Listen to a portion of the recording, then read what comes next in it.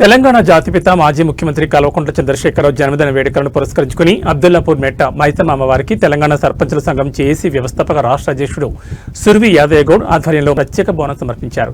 కేసీఆర్ పై ఉన్న దిష్టి పోవాలని కోరుకుంటూ రాజమండ్రి పంతం కోడిని అమ్మవారికి సమర్పించి మొక్కులు చెల్లించుకున్నారు. కేసీఆర్ ఆయురారోగ్యాలతో సుఖ సంతోషాలతో నిండు నూరేళ్లు వర్ధిల్లాలని, ప్రజలకు సేవ చేసే భాగ్యాన్ని అమ్మవారు కల్పించాలని వారు ప్రార్థించారు. తెలంగాణ రాష్ట్రం సుభిక్షంగా ఉండాలన్నా, రైతులు మరియు ప్రజలు సుఖ సంతోషాలతో వర్ధిల్లాలన్నా కేసీఆర్ మళ్లీ ముఖ్యమంత్రి కావాల్సిన అవసరం ఉందని తెలిపారు. ఈ కార్యక్రమంలో సుర్వి యాదయ్యగౌడ్తో పాటు పలువురు బీఆర్ఎస్ నాయకులు మరియు కార్యకర్తలు పాల్గొన్నారు.